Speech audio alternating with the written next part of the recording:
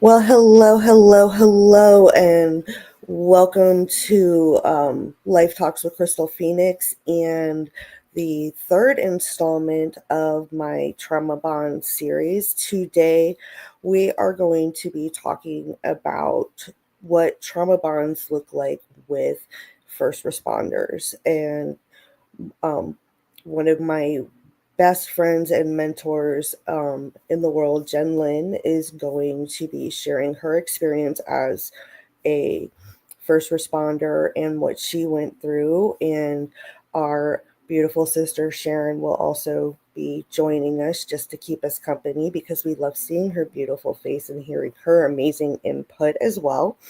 So, I just want to give you guys a real quick update on what's going on with me. I did start an amazing new job at Menards. I get to work with flowers and everything, which is why you don't see me live as much. But I'm still here, still working, still thinking about everybody. The series is going to be done. Um, and I am looking forward to sharing all of our wisdom with you guys. Lauren, thank you so much for being here. To all of our friends on LinkedIn and YouTube that are joining us now and on Team Replay, this is a really important topic.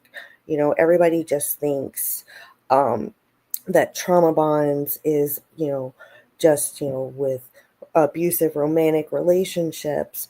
And you don't really think about all the different forms. And that's why I'm doing this series. Um, so, without further ado, I am going to bring up the beautiful JenLyn and Sharon because I just want to say hi and she doesn't have to hide behind, backstage because she is one of our best friends. And we are going to get started on this amazing but very difficult topic.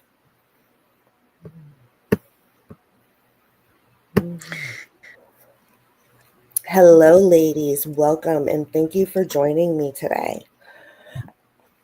So, Yeah, thank you so much for having us on. And like you said, this is very powerful, and what you're doing is so very powerful. So thank you so much for being you and digging into the hard topics that are hard to talk about, but so very important. So thank you for that. And hello, good morning, Sharon. well, what started this whole series was in less than 7 days, I had 10 different people send me a DM asking me about trauma bonds. Mm-hmm. And having, you know, dealt with trauma bonds in my own personal life, um, it is a very real thing. And people don't understand them because it is a newer thing that's Mm-hmm. acknowledged in the mental health arena. So that's what spurred it on. And of course, me and Sharon got to talking like we do, and we put together a list. And I actually have another one to add on that, by the way. Mentor, like teacher kind of trauma bonds, especially like in the private Yeah. schools. I think I'm gonna talk to Ollie about that one. But you know me and my Mm-hmm. ADHD brain. So Sharon, why don't you say hi real quick, and then I'm going to hand the Oh, mic over she's kind of letting me up. To JenLyn after you say hi real quick. Hello. Sorry, I've been trying to battle my four-legged friend here.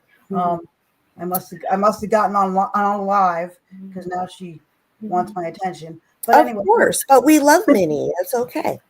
hello everybody. How are you, Crystal, Jen Lynn? Great to see you, Crystal. Thank you for having me. And yeah, I just really quickly want to echo what Jen Lynn said. That I appreciate that you are one of the people that will continue to have discussions around the hard topics. You're not afraid of what people may say or think of you for doing it. Trauma bonds are a real thing.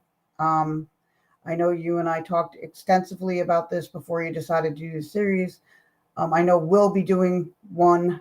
Um, on, I mean, all of us probably will be doing one on, caregiver trauma bonding with the person that they're caring for. And that can also Mm. mean family members who are caring for the individual. It doesn't only have to mean people that are hired. So I know that's a whole different topic, but I just wanted to reinforce that trauma bonds are a real thing, and trauma bonds can happen really easily and insidiously. You don't have to, most people don't know that it's happening because it's just part Right. of the dynamic of what you do. So thank you. And I'm going to, my Absolutely. And don't forget, Sharon is going to be the one putting me in the hot seat when I share my personal trauma bond from my abusive relationship, because it does work better when somebody else is guiding the conversation when you're talking about yourself, or at least is there to support you, because these are hard topics, you know. Yeah. So without further ado, JenLyn, um, I know you have put a lot of thought into this ever since I brought this up to you. Because we've talked about what happened with you and Mhm. your partner and everything. You've written about it in multiple books, including my anthology. Um, so why don't we just dive in? Yeah. You first responders first. Why don't we let the audience know exactly what defines a first responder, and Mhm. let's go from there. Yeah. Yeah, I want to say, I also want to start with this, that some of what I'm going to share today is really raw. And some of you, especially if you are a first responder or from the first responder world, may not feel so comfortable with what it is that I'm sharing. But I'm offering this conversation as a mirror, not a spotlight, even though it may feel like you're in one. My intention is healing. There is no blame to be had. This is simply, this is the dynamics of what happens in the field of first responders. So, first responder, the definition of that, and then I want to talk about the difference between a first responder's trauma bond and a regular trauma bond.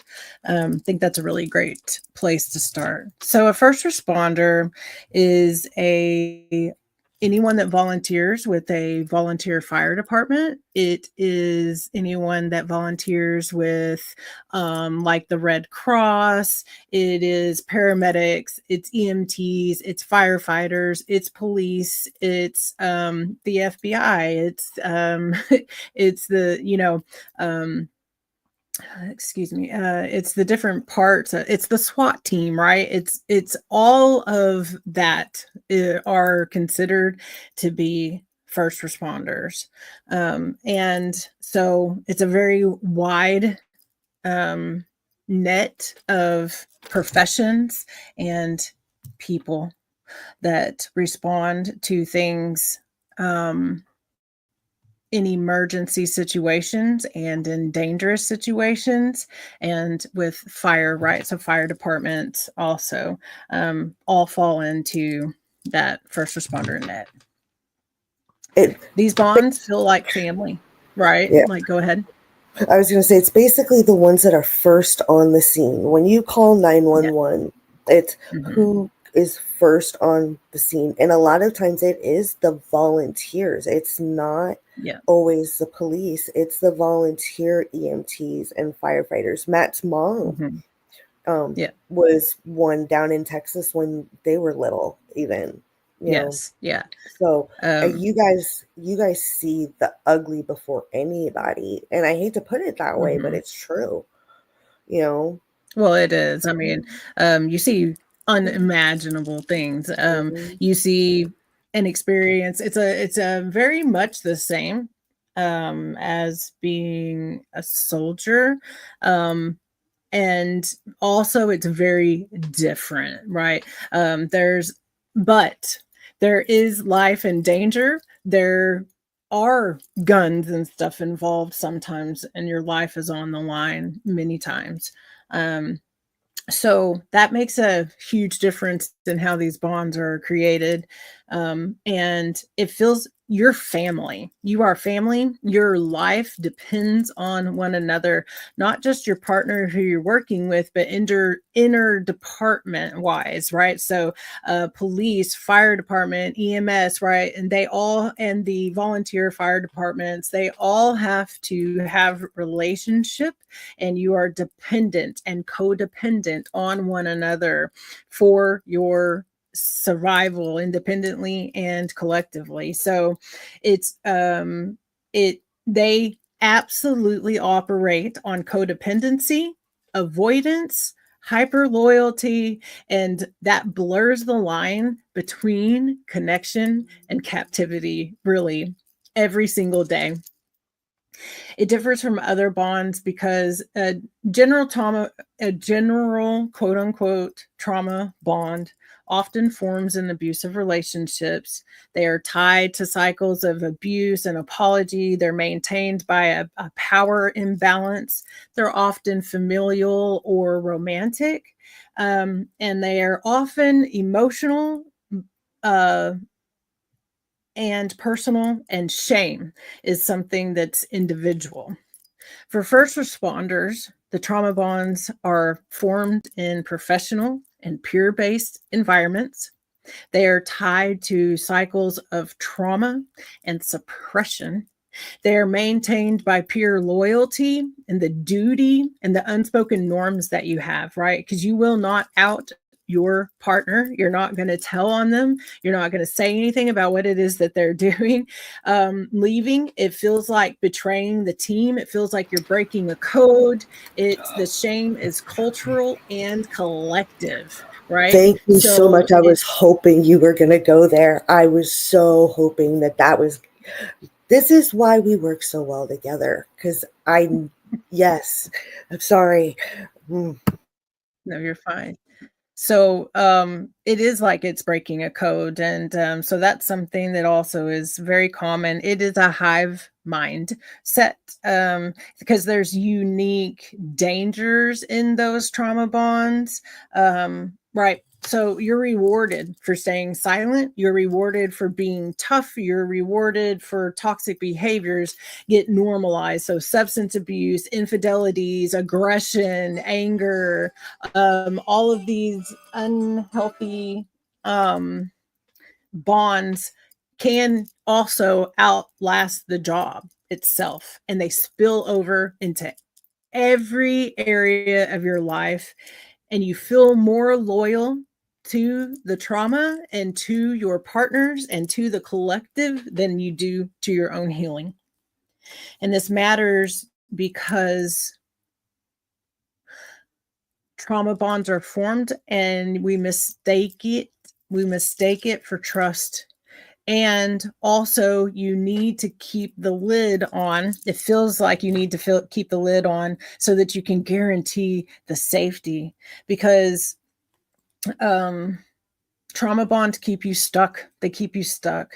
But we feel like you can feel like you owe your life, right? Because this is the other part. This is the other part of being a first responder.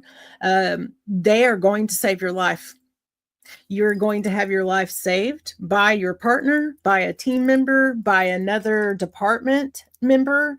That is just going to happen. So then there's this, we've been through hell and back together. There's this, I will always have your back no matter what. There is, I wouldn't be here without you. And those bonds end up being also very deeply protective. It took me 13 years post what happened in my life to begin speaking about it. And if and when every time I talk about my story, it circles around and someone from that arena of my life sees and hears, I still get attacked because I am breaking the code.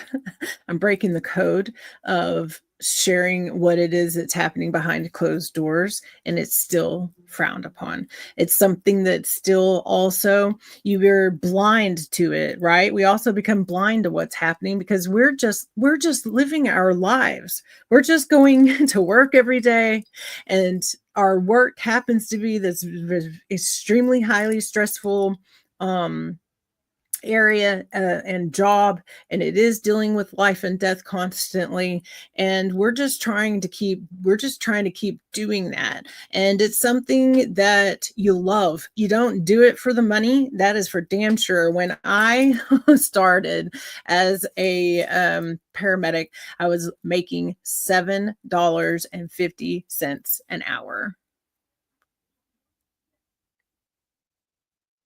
You work 24 hours, 24 to 96 hours, 120 hours. I've worked that many hours straight with no sleep because there were so many calls happening, right?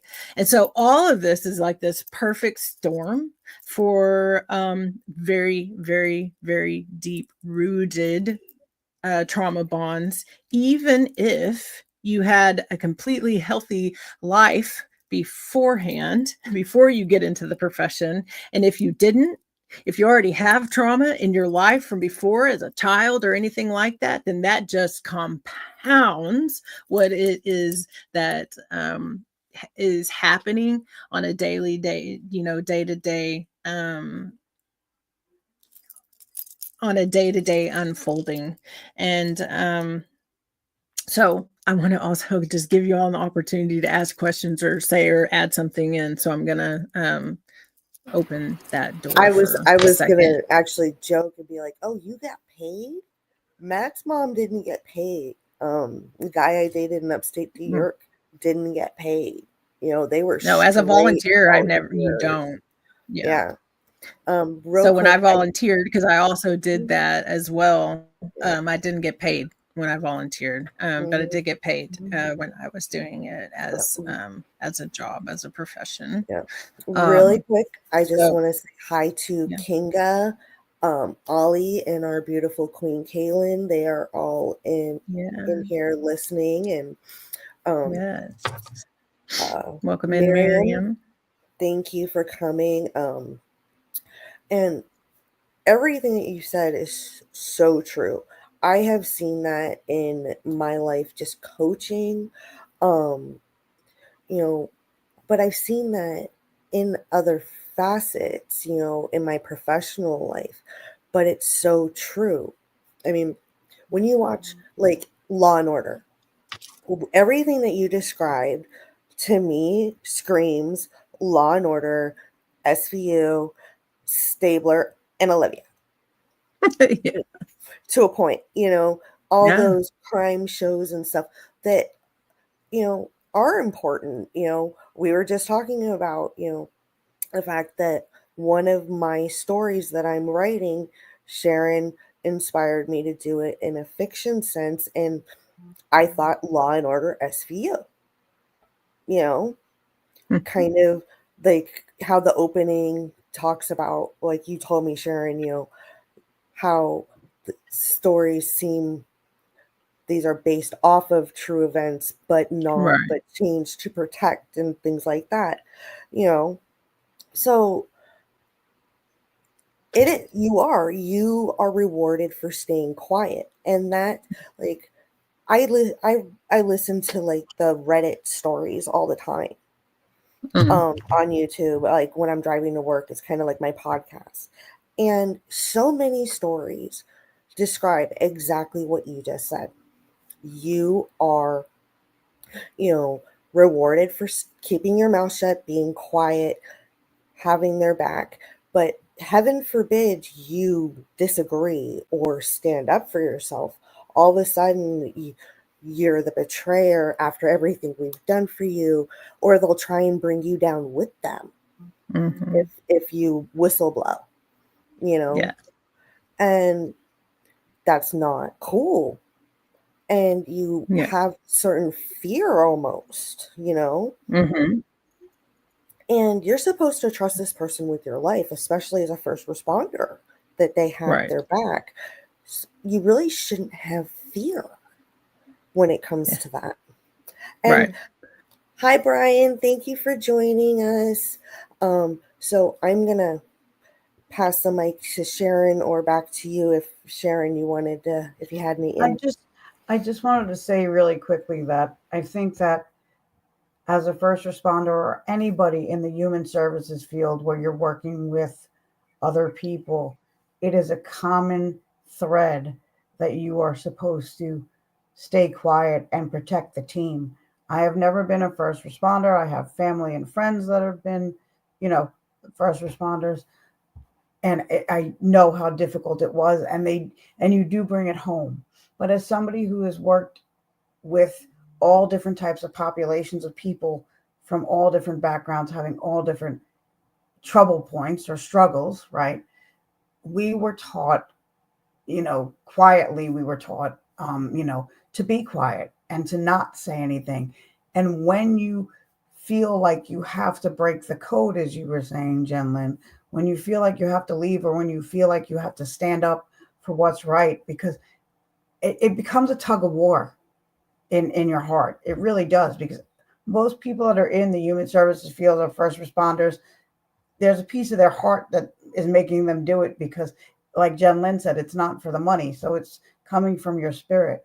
So you do have that tug of war between loyalty to your team and not perpetuating something that you know is just not right.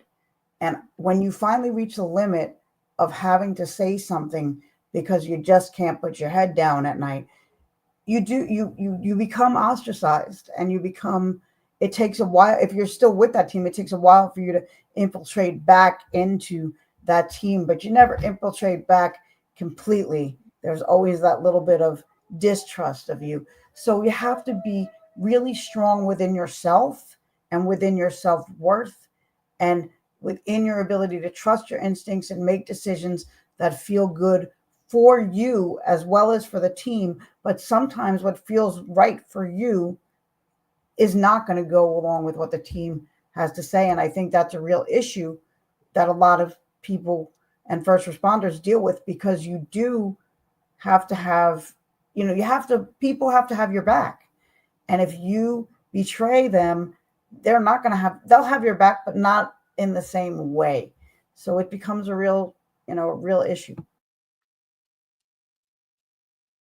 Yeah, it does, because there's the ostracization, right? And there's no kind of tribe like a tribe where you're actually living together. And departments vary in size. So you could be in a department where you're off by yourself and it's just you and your partner. It could be where you're in and there's 30, 40, 50 of you, but you're in the barracks together, you're sleeping together. I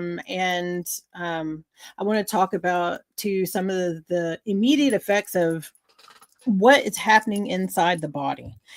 We know post this that this is everything that's happening, but when you're in it, you don't know, you don't recognize these things. And even if you've heard, okay, this is what trauma does to your body and this is how you're supposed to overcome it, it's difficult to do. And you also have to keep in mind that when I entered into this profession, when my wife entered into this profession, we were 18 years old. We were children.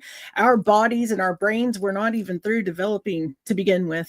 And that is typically the story, right? So you also have a compounded issue of long term, short term, and long term effects in your body. So I want to talk about first, and there's a couple of other things here that you are molded. Confidence is something that we all need. But I know that you guys have heard me say before, I promise you that if you ever have to be treated by a neurosurgeon, you want the one that thinks he's a god. And that is true.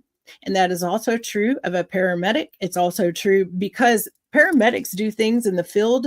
Paramedics do things that doctors do not do. that nurses do not and cannot do, right? And that's just because it's their specialty and it's emergent. And inside a hospital setting, everyone has their own specific specialty. But outside of, you're doing everything, short of doing surgery or amputations, things like that we don't do. But you're doing crikes, which is also called a tracheotomy, right? You're cutting into airways. You're doing all kinds of things. You're hanging around upside down with people. You manage to do things that are outside of causality. Your body shouldn't be able to contort. You shouldn't be able to tube somebody when you're upside down. So also when you do things like that, your confidence just is this thing. It's a thing to be known as a paragod. It's a label that you get. It's you're at the top of the ladder, rung, if you will. People look up to you. Everyone wants to train with you.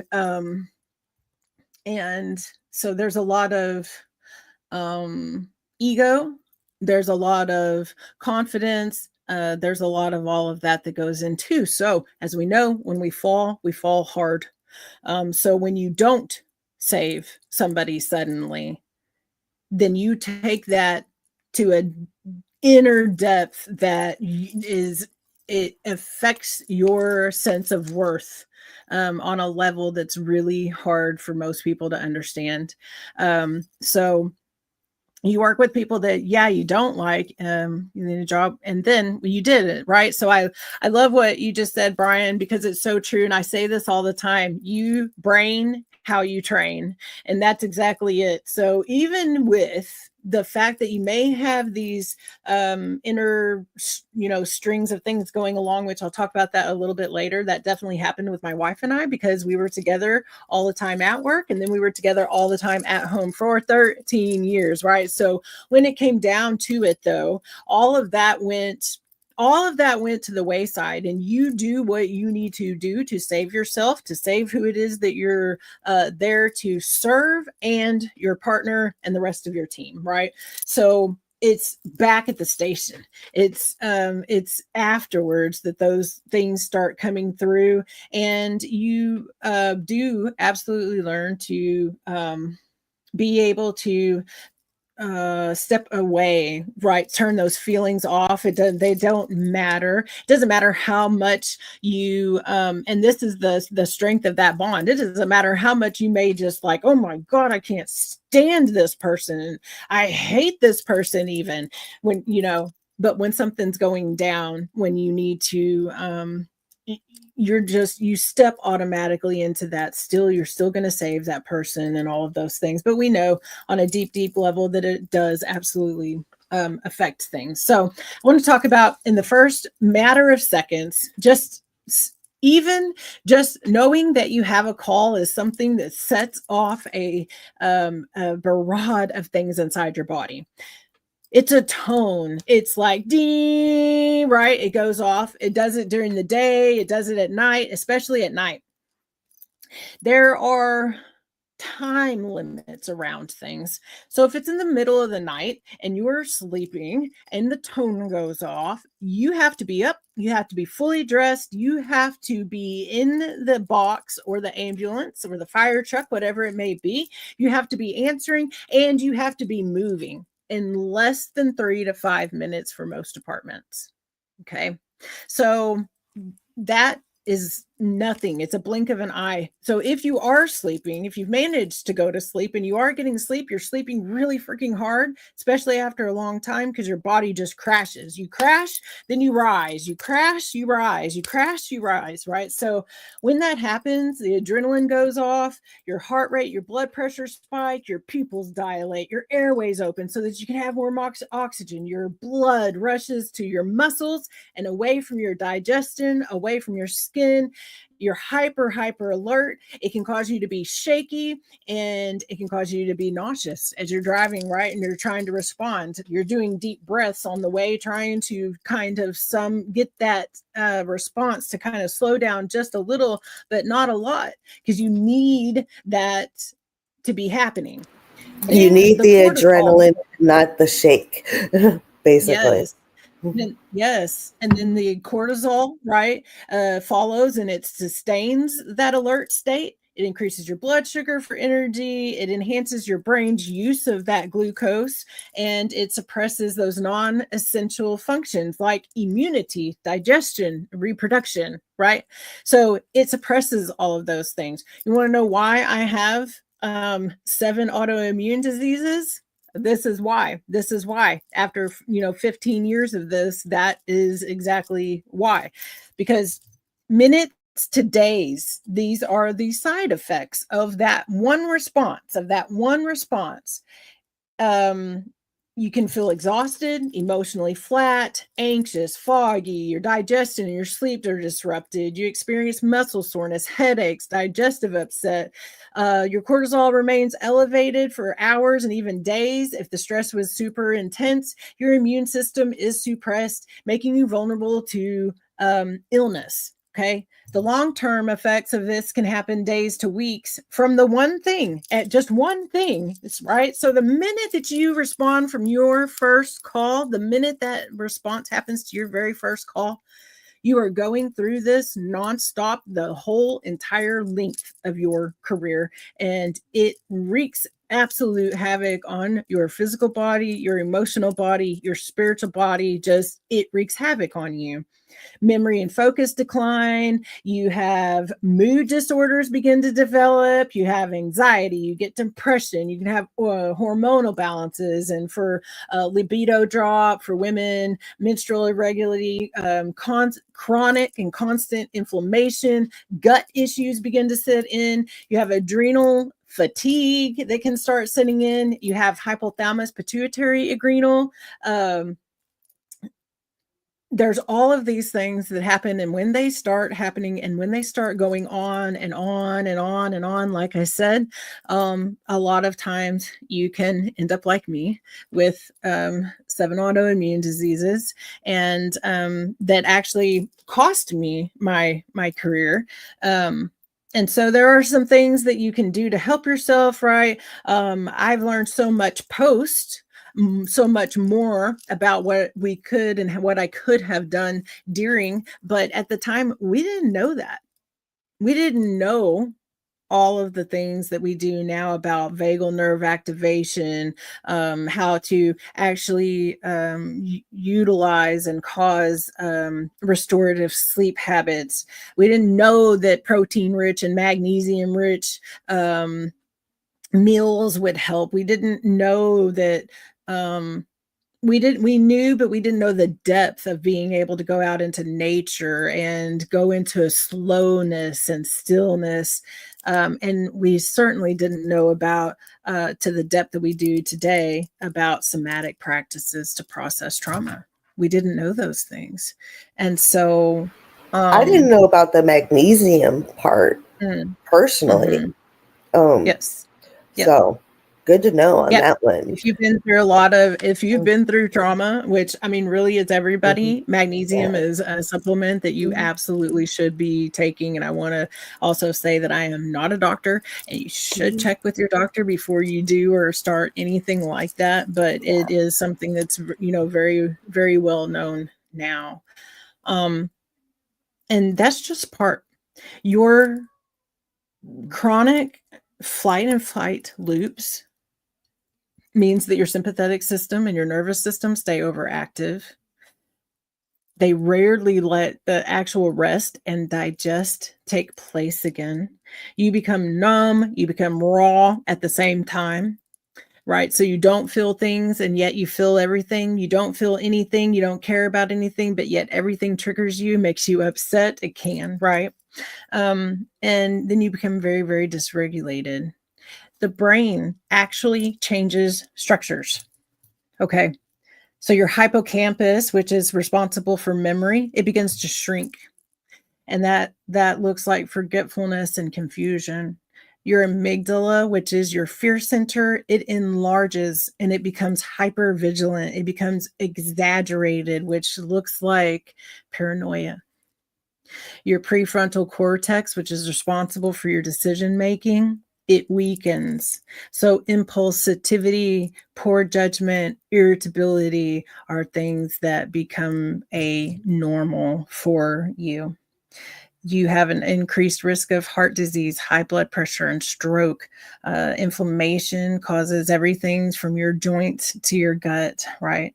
I lost 80% of my stomach several years ago because it literally ate itself. It was just one big, huge hole. And so it had, that part had to be removed.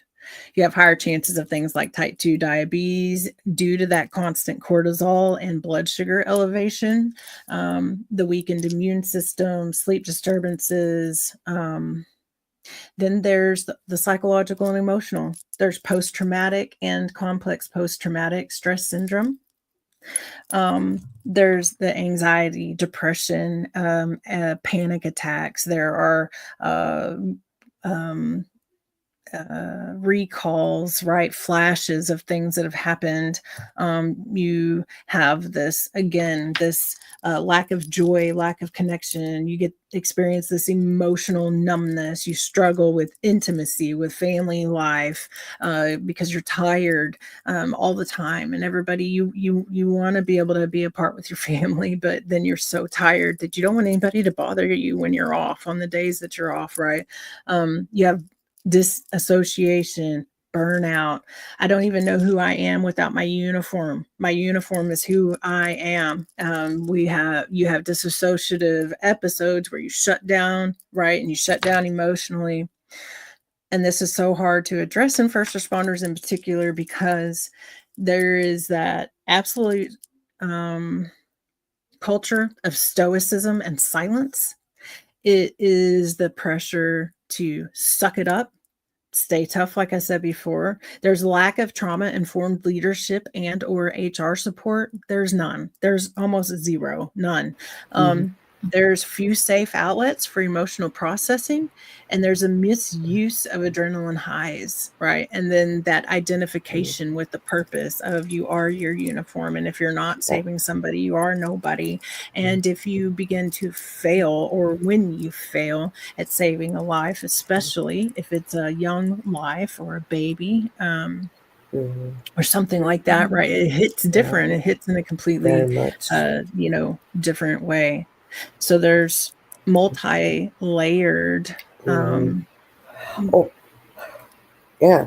Like I was telling you before we went live, when I was talking to my friend, her son is a first responder here in Unionville, and he's, oh, I don't need mental health, I don't, and she's looking at him like, yeah, you do.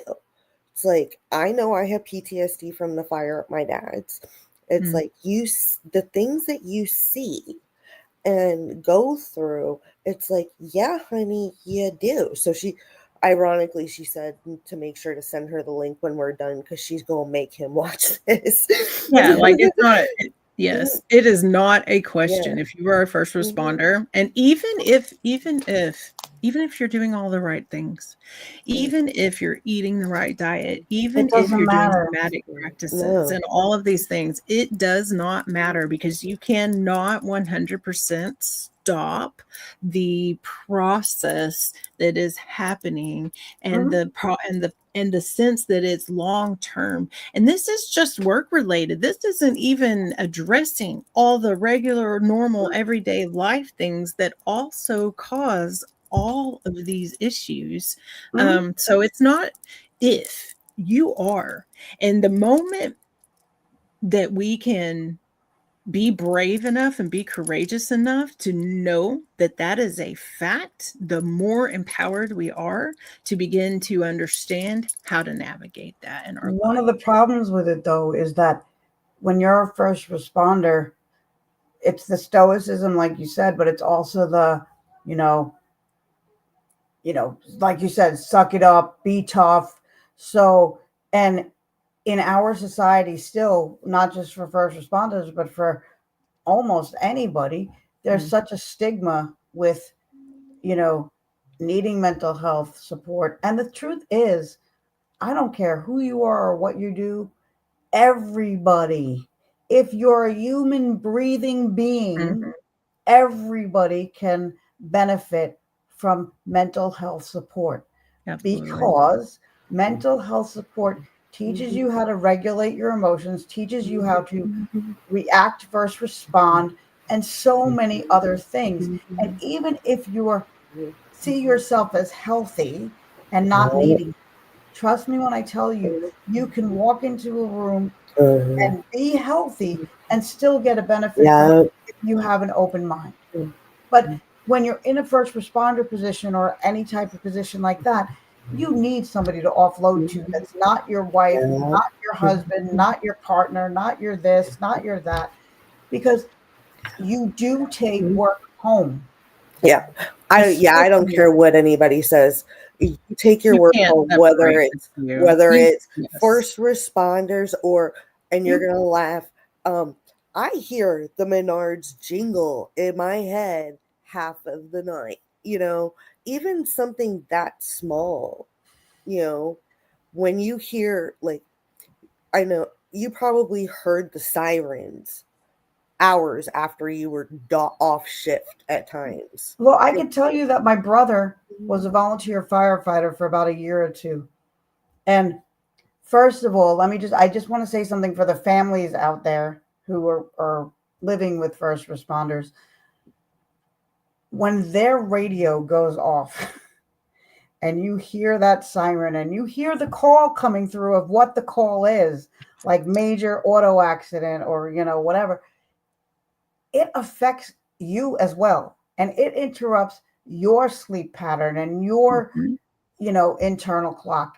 And it starts to affect your mental health as well, not just because you're dealing with the person who is the first responder and all the trauma that they go through, seeing what they see, but the minute my brother's uh, radio went off, or, whatever they used to call it, I would hear it.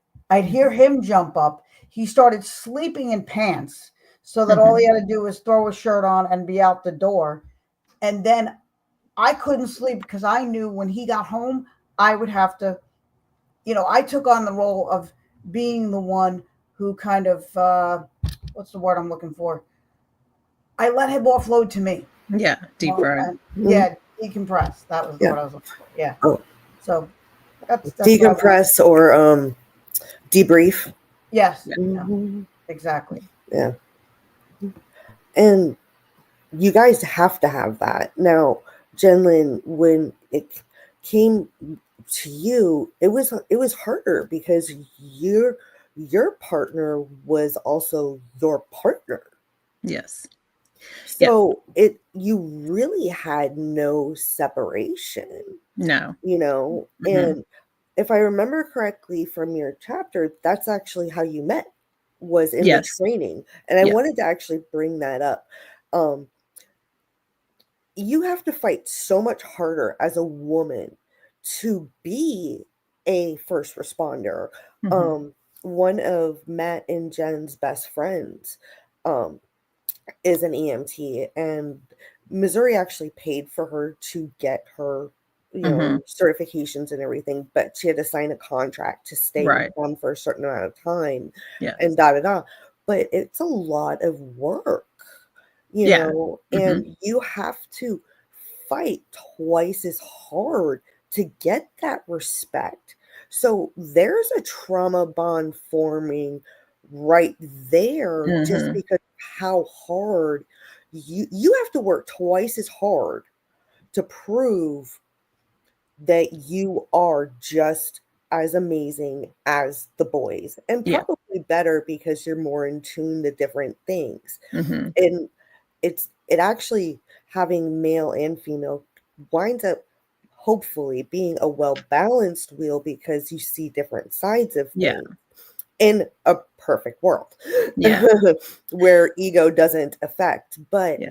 you earn that ego as a female first responder. You earn that ego. You earn that right to have it You'll hear me. Yeah. because of everything that you go Yes. through. And you know how much respect I have for you and how much love. And I mean, you've helped me in so many different ways, emotionally and just with my growth period, and I know a lot of that was learned through your trainings and what you've gone through, you know.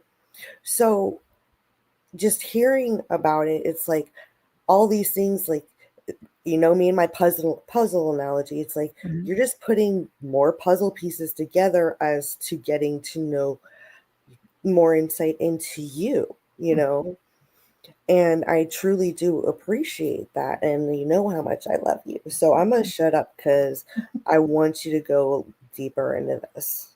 Yeah, thank you so much. And you'll hear me say things like, I um unhumbly, right? Unhumble. Like I don't part of that is for my training, and part of that is because I know my worth.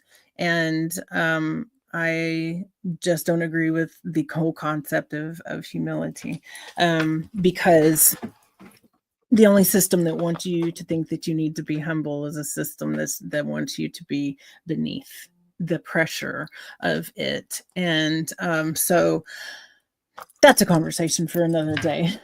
So then you have, all of this does and was a double impact because we were also life partners. So we did meet in paramedic school, and we became friends, quick friends. We became friends immediately.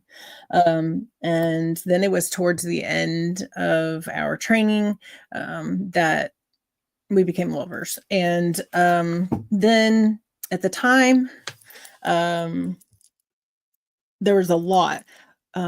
Every place that I worked, every process that I went through and that she did, we were the first women being allowed. We were the first women hired. We were the first ones to pass, because they had training set up so hard that most men didn't pass.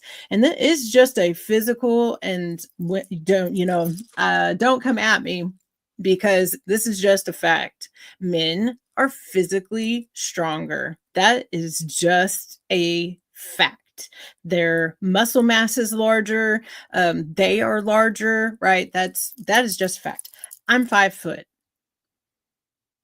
I'm very short, right? And so the stretcher, the gurney, the striker is taller than I am, right? Like it comes up to here on me. So being able to get into those kinds of positions where even lifting that up into the truck is a serious challenge. It's hard. It's very physical. And at the same time, you're also very, very strong, very strong. And I've taken down grown men that were that had 10 times the strength that they normally would, because they were on a certain kind of drugs that give you that kind of effect. And all that adrenaline helps and assists you to do that. So again, it's very ego based of, hell yes, I can do anything that you can do, and I can do it better.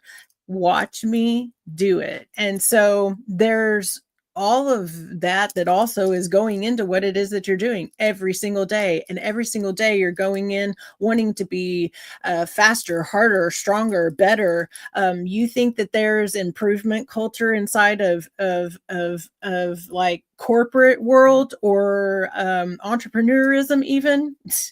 Please, right? I love you all, and it doesn't mean that it's not its own world, but it is different. It's different. And so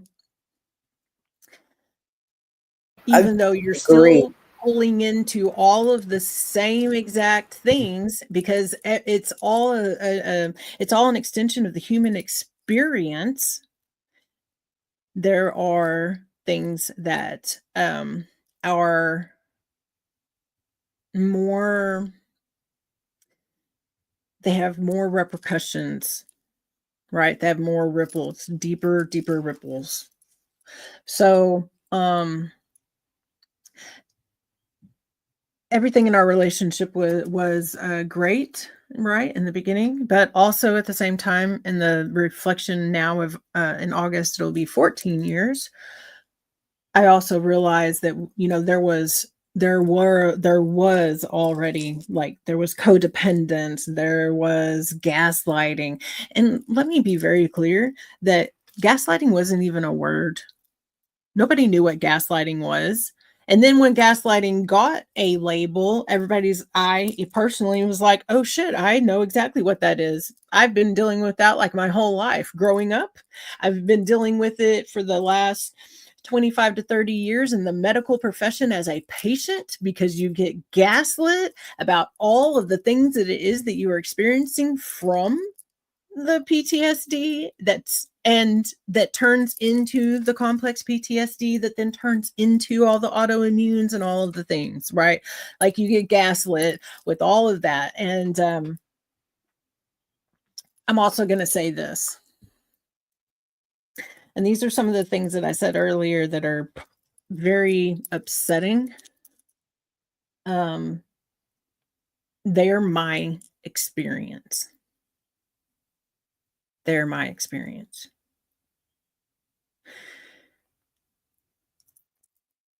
Everyone is, in their effort to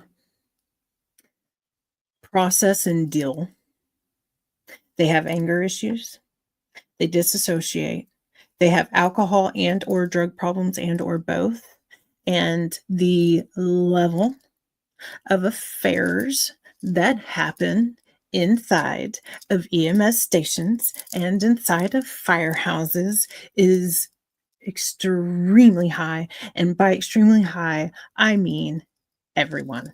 There is not a single person that I know, including myself, that did not fall into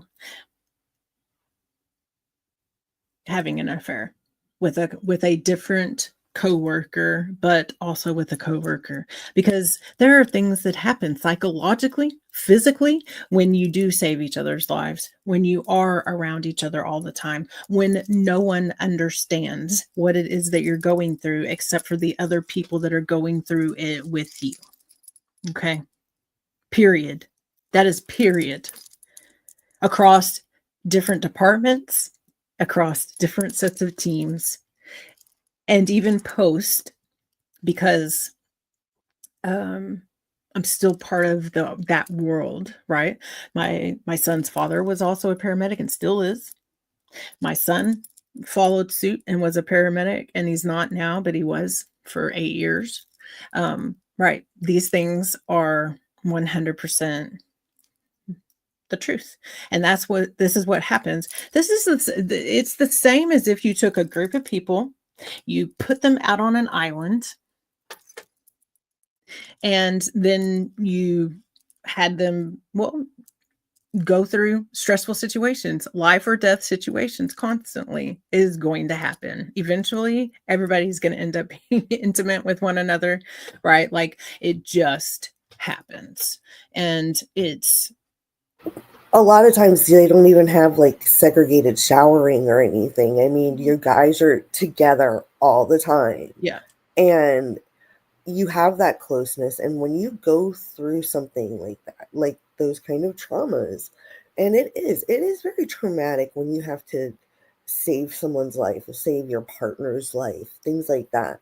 You know, you do bond, and it is emotional, and you're absolutely right. I mean, and it's like that in so many different fields, you know, within the first responders and the military. Mhm. And I was actually even thinking about like the airlines and everything, you know, when because you're gone so much with pilot, you know, the pilots and everything. And, you know, you form those bonds of what you've been through, and you can at times mistaken that gratitude for something more, or get caught up in the moment. You know, Right. I'm not, I know quite a few that, you know, after a really hard shift, you guys will go out to the bar, have a few drinks together, you know, and you're still caught in that adrenaline high and that gratitude and appreciation and, camaraderie, and things happen, Mhm. and so it that kind of it can at times, make things a little troubled within the team. Well, Yeah. that's why I think as a Mhm. society, we really need to start paying attention to the patterns and not, being ostriches and putting our head in the sand.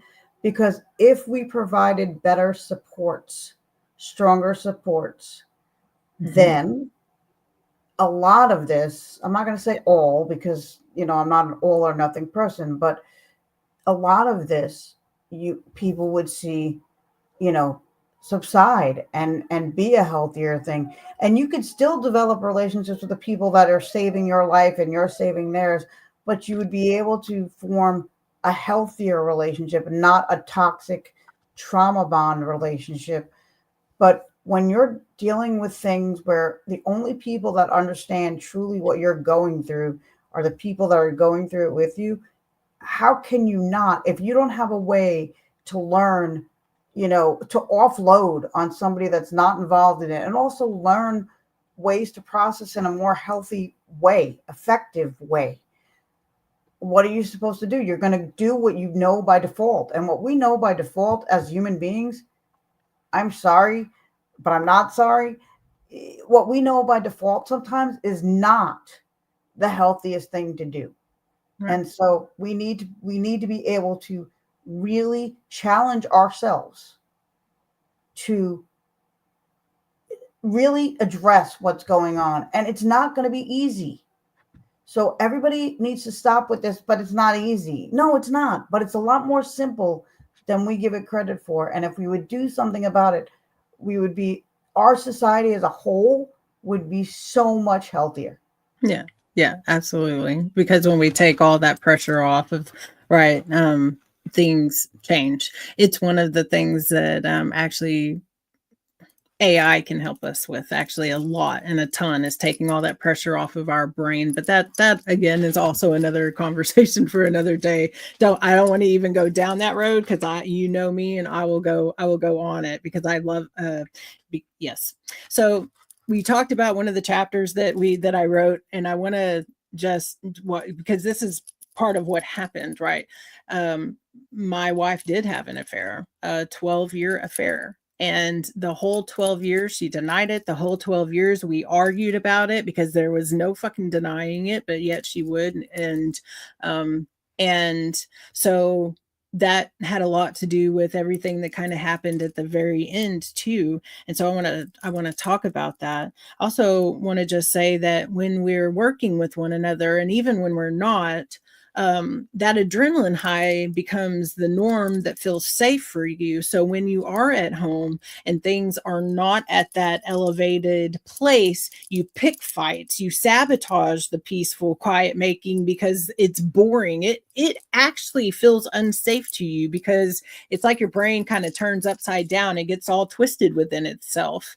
And so I just want to share a little bit that I wrote, because this is also per department, right? This is not just inside your EMS house and firehouse. This is also the doctors, the nurses, the hospital staff that you're always delivering patients to, right? Everybody knows everybody, and everybody stays quiet about the things that they know or suspect, the things that they've seen, right?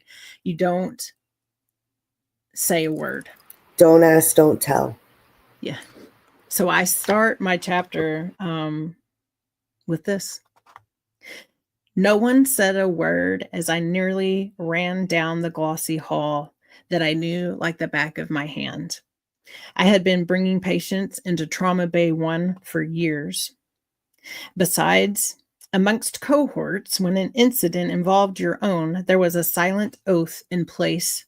Stick to the facts and only intervene when you absolutely had to, which is why they didn't mention that my wife wasn't alone. Her eyes were wide and frantic and able to fully meet my own gaze, and that was absolutely to meet my own gaze, that was immediately filled with blinding tears of rage. The door thudded loudly behind me as I immediately walked away, leaving her with her lover to continue feeding her ice cubes. After all, activated charcoal does tend to dehydrate a person, and we didn't want that now, did we? No, we didn't want that at all. So I walked into the hospital room to find and see my wife being fed ice cubes by her lover that she's denied for 12 years is her lover, right? And she had overdosed, and it was not the first time that she had attempted. I also want to say this. We were doing all of the things that we knew to do, and we were under medical care. She was under medical care. We were going to counseling. We were doing all the things that we knew to do. And none of it ultimately mattered. And that's the ultimate tragedy.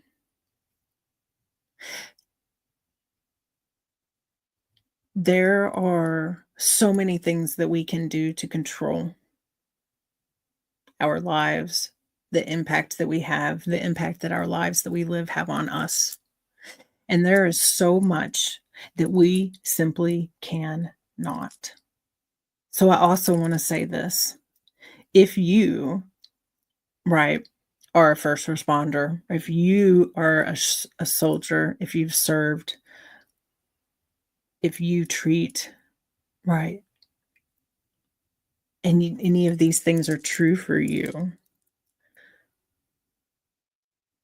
this is not personal, right?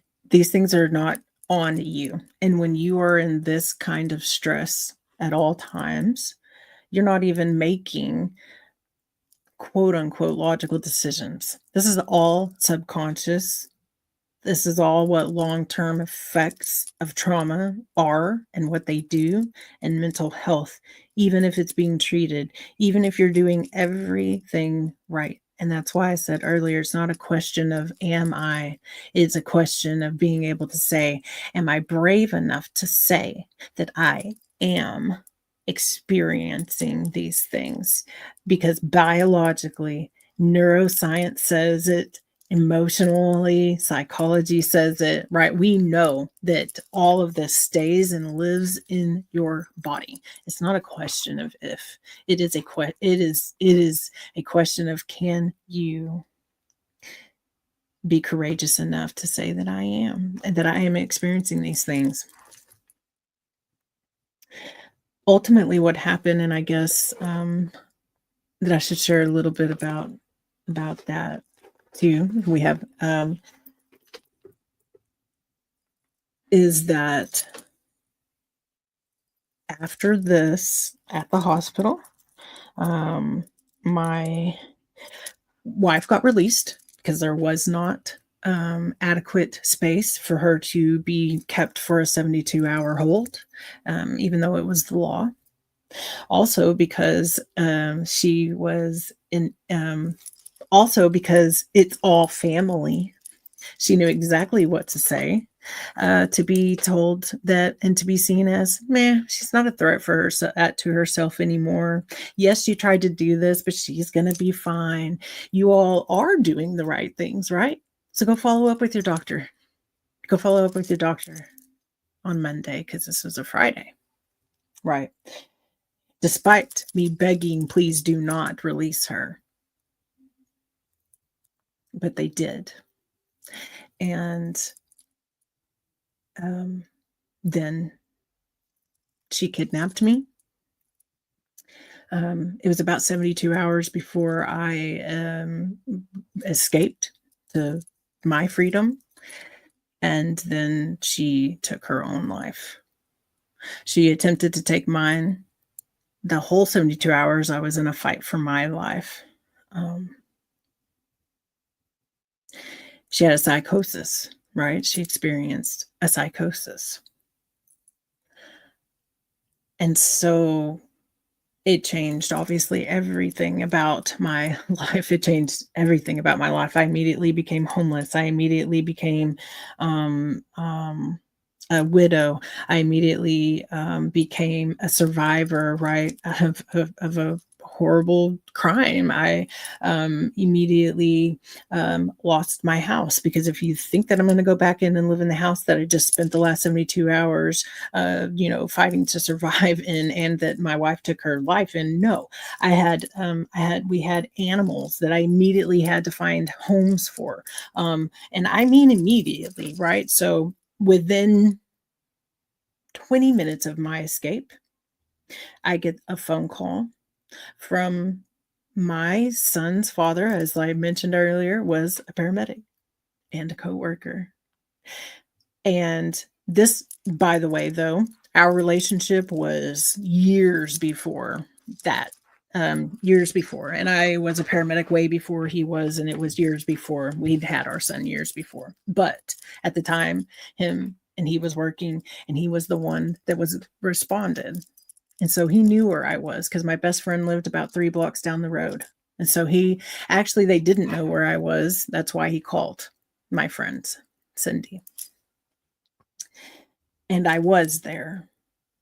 So as I knew, because within 10 minutes or so of me escaping, she took her life. She called 911 and had them on the line. When she did, she apologized to them, right? The letter that she wrote and left was mostly just an apology to them. And for having to be the ones to respond and find her deceased.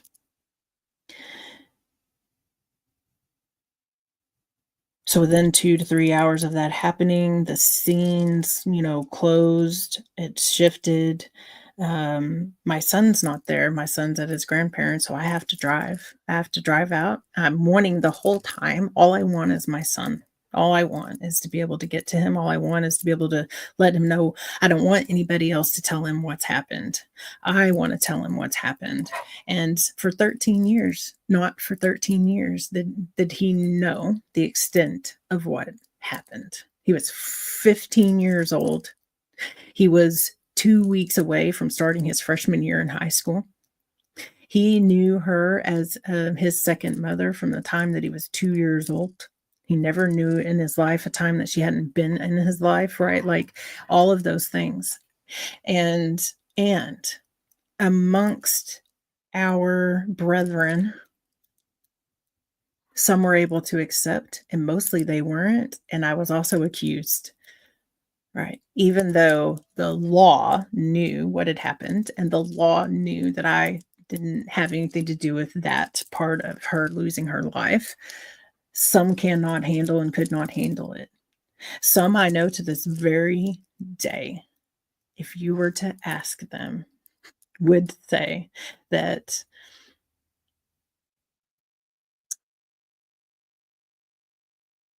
she didn't take her life, that I did, right?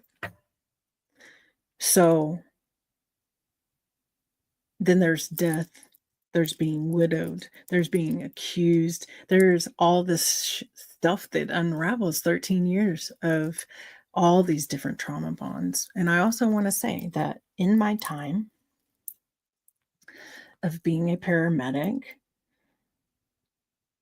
6 other people, 6 other coworkers, 6 other friends, 6 other brothers and sisters took their lives. And so you're also there for each other, the survivors, right? There's also this trauma bond that happens and seeps out into the families that are, the ripple effect is so much more than what we know. And there are no real systems in place to support you at all, and or the very ones that are very inadequate. And we didn't have insurance, or give me a break. And we didn't have insurance, not then. Like I said, I made $7.50 an hour. And we did not have insurance. And so everything that we, did do, it was out of pocket. It required saving money to be able to do that, For me personally, just even to be able to go through paramedic school, right? Like, I technically do not have but an 8th grade education. At 14 years old, I dropped out of school. I've been on my own, living as an adult on my own, taking care of my own roof over my head, taking care of my own food and all of those things since I was 14 years old. I walked back and forth with a 2-year-old in the rain, in the snow, in the sun, right? It didn't matter. I really did. 5 miles back and forth from an apartment that I lived in when I divorced my son's father to a nursing home that I worked as an aide at night, because they let me work nights. My son slept in on one of the couches in the foyer. And the only reason that I was able to have that job was because they allowed us to do that.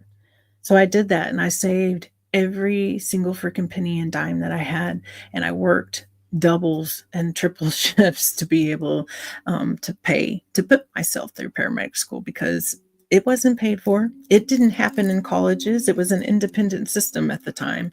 You had to pay, every penny of it to begin with at first. And when I did that, though, I did become the first person in my family to break a generational trauma in of itself. That I was the first person in my family to have any kind of education post, even in high school education, which I didn't actually have. And some of my cousins at the time, shortly after, right, they got that high school education. They got that high school diploma. I got my GED when I was 16. The minute that I could get it, I went and I got it.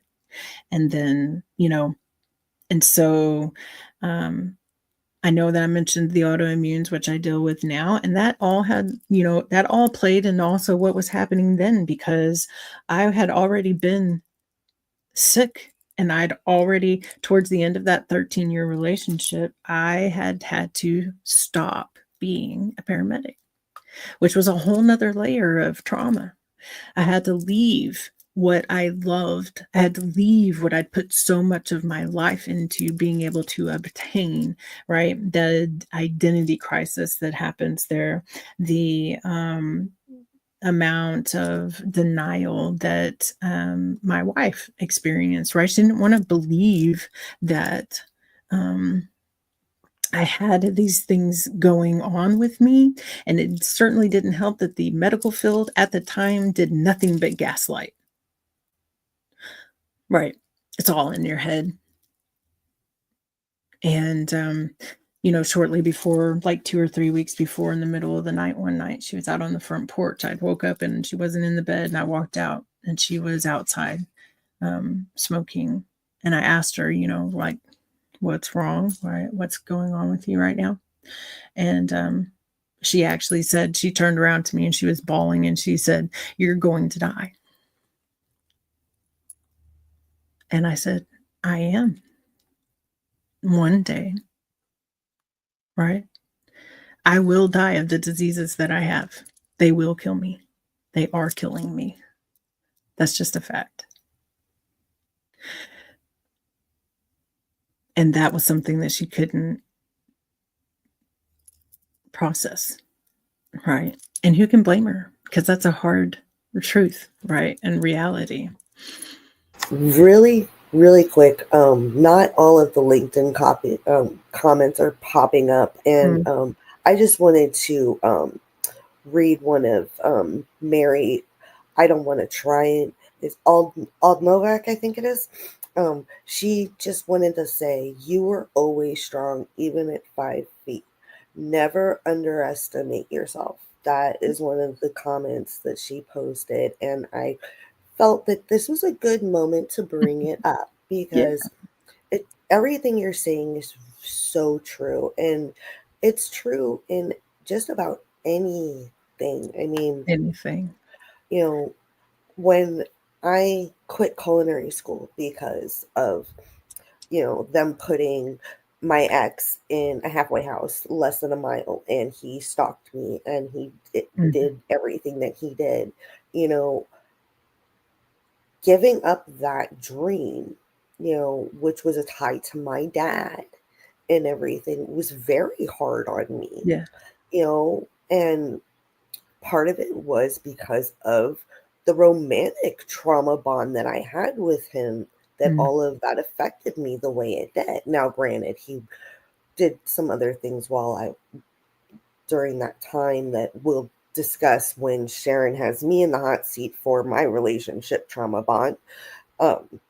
Because frankly, Sharon knows me just as well as you do, Jen, and you guys both know how to get me to talk where I'm not Yeah. or shutting down. Yes. But everything that you went through, and then the victim blaming, not allowing you to grieve and everything. It's they don't want to see it.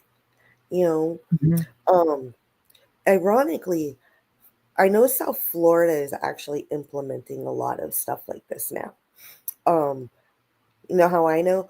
My EMDR therapist, we had just getting started when she got offered a job in South Florida as a on site, because they have campus in that area for the EMTs and all the first responders, a really good job doing the mental health PTSD therapy for the first responders in South Florida. And this was 3.5 years ago that she moved down there. And it's like, why do I always have to lose my EMDR therapist? Because they find better jobs. It's like, what? They meet me and all of a sudden things go in a positive direction. I'm happy for them, but Right. both of my EMDR therapists, that happened to me. Yeah. They both, it's like we just get the ball rolling and then they, but which is traumatizing. It's traumatizing every it time that is. you open up, right, to go through that.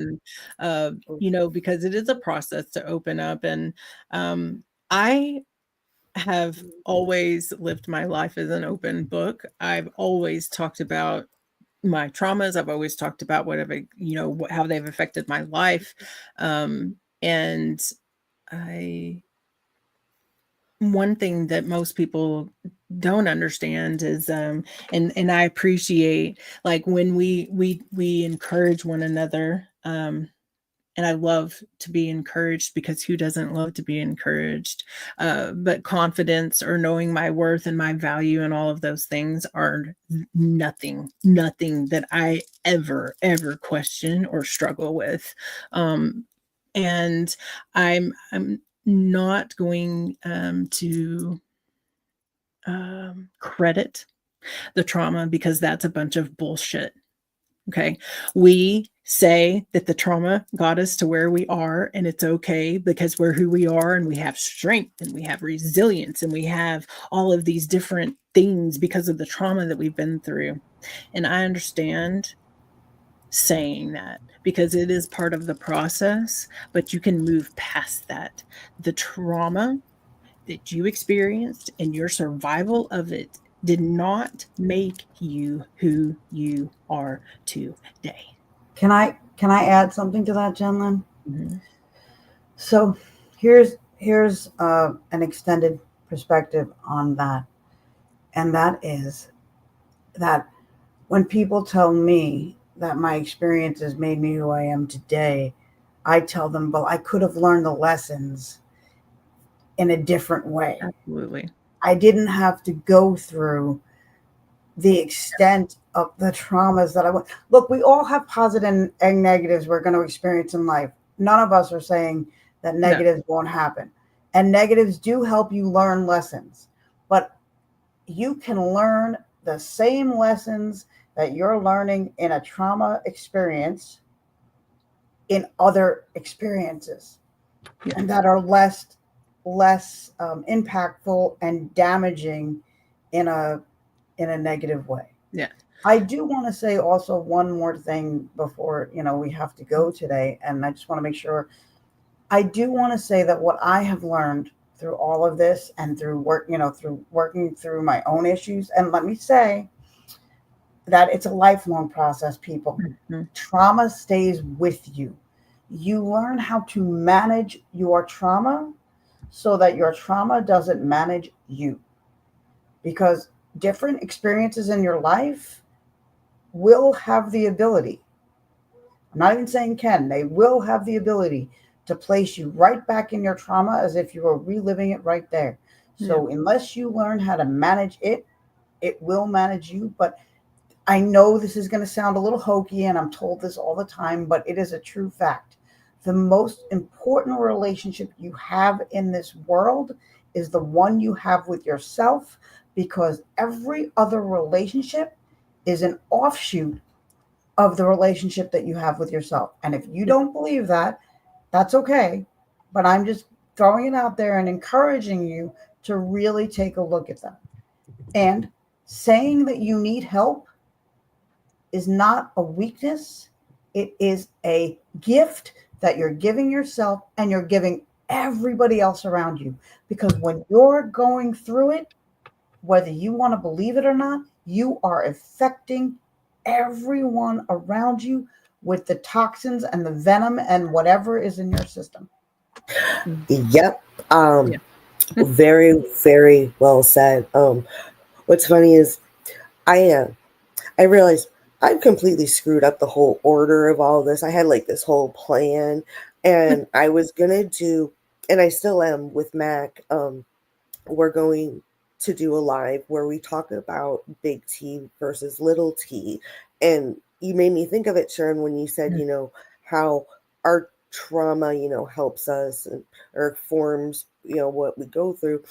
But Sharon, you're right. It's like we could go through something a little, milder, hence the big T versus little T that Mac and I are going to do a live, explaining big T, little T, and the different like trauma bonds and things like that, and what it means, and we will be doing a part 2 to this, guys, because we have gotten nowhere near covering everything that we want to on this. I do want to, because we're on the subject of resilience. I feel like there's this really important thing that that I want to say about it, and since we're here, I want to do that.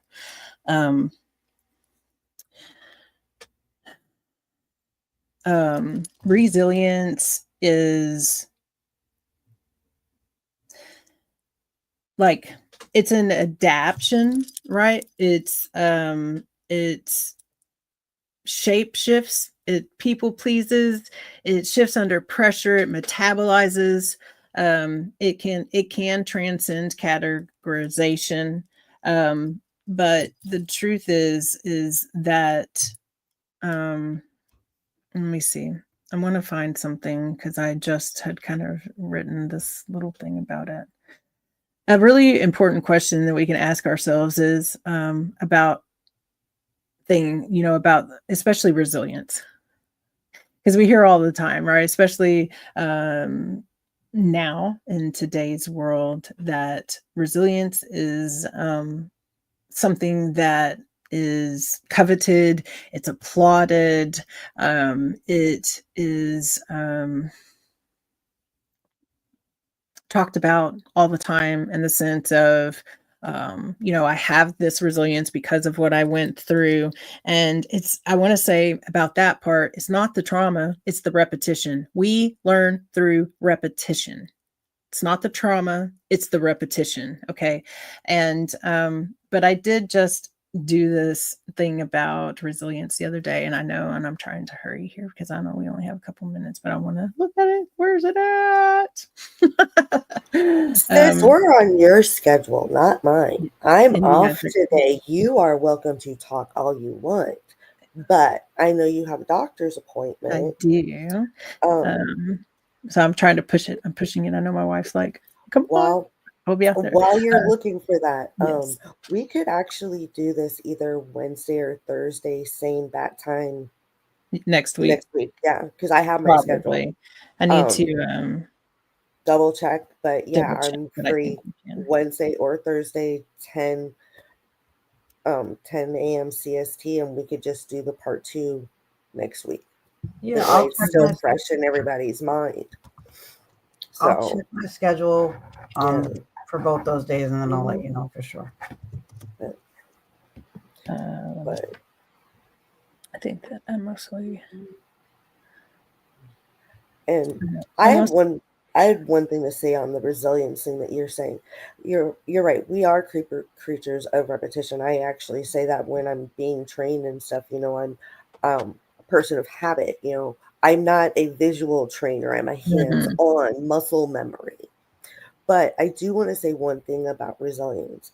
It's not even fully that. It's the strive to want something better. Right. It's knowing in your heart, deep down, whether you consciously admit it to yourself or not, you deserve something better than what you're going through. You deserve, and you know it. Yeah. And that is the resilience, that strive, whether it's for you yourself or looking at your children, your littles, saying, oh no, this isn't going to work for me. You know, like resilience is being able to get up after you fall or after you experience something and being willing to keep going in the face of adversity or in the face of the fact that you know that you're going to hit an obstacle after you get up. Maybe not immediately, but obstacles are going to keep happening because that's just part of life. So resilience is not overcoming a trauma necessarily. Resilience is your ability and your desire to want to get up and do it anyway. And anyway, do it in spite of what you've experienced, in spite of what you might experience on the negative side. It's about not letting anything or anybody else determine your outcome. It's about taking back your power every time something happens to you and saying, basically, F you, I'm going to do this anyway. Yeah. It's despite being in complete and utter pain, wanting to give up and still moving forward no matter what. Yeah. I have a different, that to me is the old paradigm of resilience. And I'm going to walk you through what the new definition, a new paradigm of resilience can look and sound like. I'm liking that because you know me, I'm a rebel. Let's flip that script. Let's do it. Flip it. So the old story of resilience was that it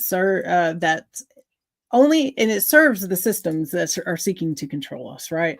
So they taught us that resilient meant silencing your needs, that it meant working harder in the face of harm or despite of. So when you use that word despite or in spite of, you are in an old paradigm of resilience. That's your clue. When you're listening to yourself or when you hear somebody else talking, that's a clue that that's the program that's running, right? Or that you're staying loyal to systems that were supposed to protect you but aren't, and that you're believing that burnout is a badge of honor, and or because you're able to do it despite of or in spite of. That means that it solidifies your strength, that it makes you stronger, that it makes you wiser, that it makes you harder, that it makes you softer, right? We confuse endurance with worth, and it keeps us small. We overfunction and we stay obedient. That's old resilience, right? And that serves capitalism. It keeps us grinding even when we're breaking. It serves patriarchy, that we keep nurturing everyone but ourselves. It serves colonial religions where you call your exhaustion faith and your pain is divine favor, right? You got that thing and it happened because of divine favor, because God loves and serves you, because you're more worthy because of your resilience bullshit. Okay. And toxic entrepreneurship where you buy another solution to fix you, to fix yourself, and there's nothing that's actually wrong, right?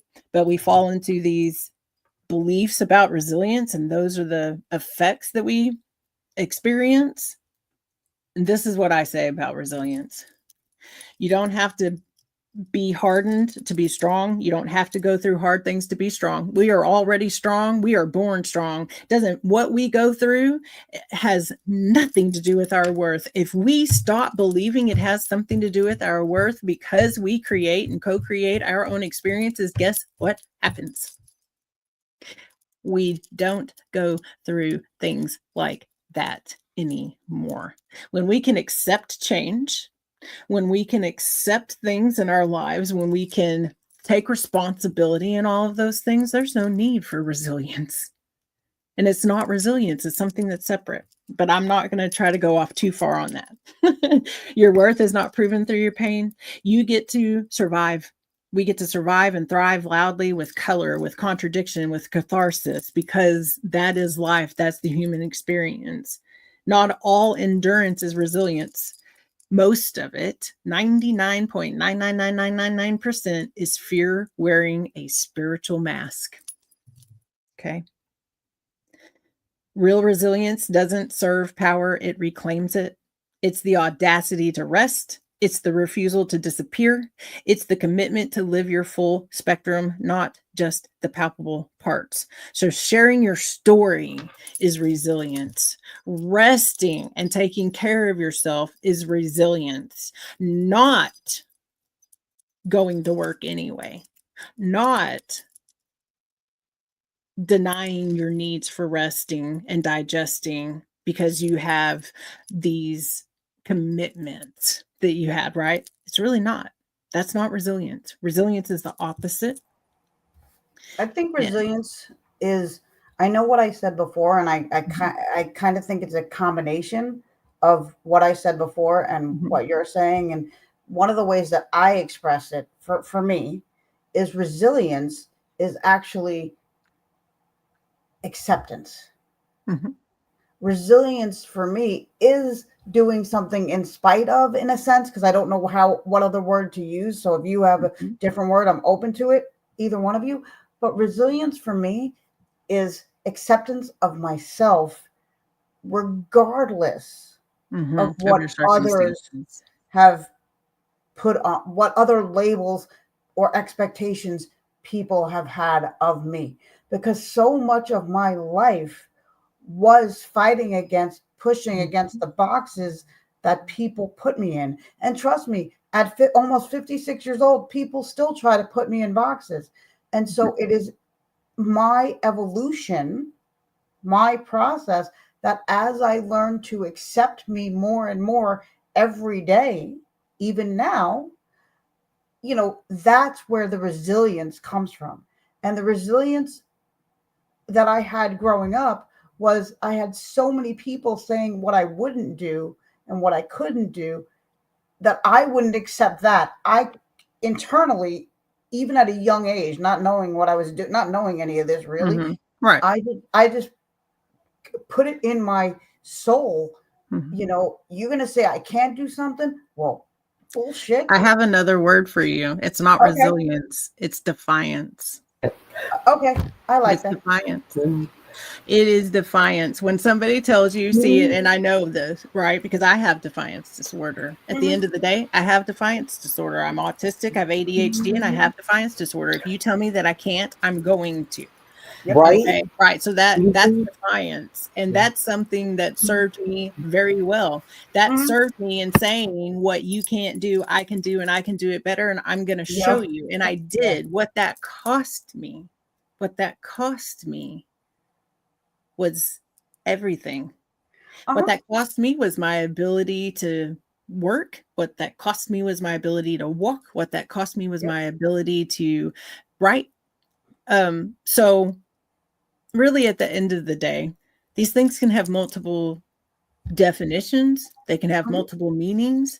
And what I'm inviting anyone to is just the simple possibility, to open curiosity about what if it's not resilience? What if it is defiance? What if it's not actually something that actually serves us in this description? What if this description, though, does? And we Right. can rewrite our stories, right? We can shift, we can change what it is that we're experiencing. And so that's Absolutely. why Yeah. I rewrite what I see to be toxic Yeah.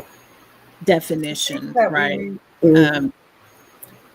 To I me, think that rewriting is a process that we do through living our yeah. lives. Yeah. You know, we're not, some of us Absolutely. are more aware of it than others, you know, because we have a different level of awareness. And I don't mean that Yeah. Yeah, condescendingly no, to it's just anybody, moving. but we rewrite our stories every day, every Yep. second of every day. Yep. We have the power to. We have the Yeah. power. We have the ability to. It's a matter of making the shift. Honestly, to me, resilience and defiance kind of at times go hand in hand. It really brings to mind one of my absolute favorite quotes. They they said to her, "You can't survive this storm." She whispered back, Yeah, "I am the storm." right. And to me, that is defiance. Yeah, That, it is. but it also represents resilience. I Mhm. know what I am. There's I know who I am. There's still room to grow, and you're not See, gonna that's bring me down. different. That definition of knowing who you are and all of those things is a different that's a different definition than in spite of. Yeah, it yeah, Right. And that's accepting like you know, acceptance is the such first a step to huge part healing. of healing because Yes. that mhm, does put the hour that it puts the responsibility back in our hands Yeah. until we can accept our part, until we can accept what it is that's happened, until Yeah. we can accept exactly. the titles, And the labels, and all of those things. We can't go through the processes of forgiveness and understanding and growing. We Mhm. can't evolve. We yeah. can't ascend. We can't transmute. We don't alchemize. We don't do any of those things without acceptance. It starts that Yeah. change and that switch starts And it's with This also acceptance. quote, accepting the fact of knowing that what happened wasn't, well, most of the time was Doesn't not define our, you. doesn't define you, and it wasn't our fault. No, it's We not. can only control what we do. And yes, there are times that some of our trauma is our own doing, Yep, you know, absolutely. and accepting that as well is part of that resilience and that growth and that change and breaking this there's breaking the cycles.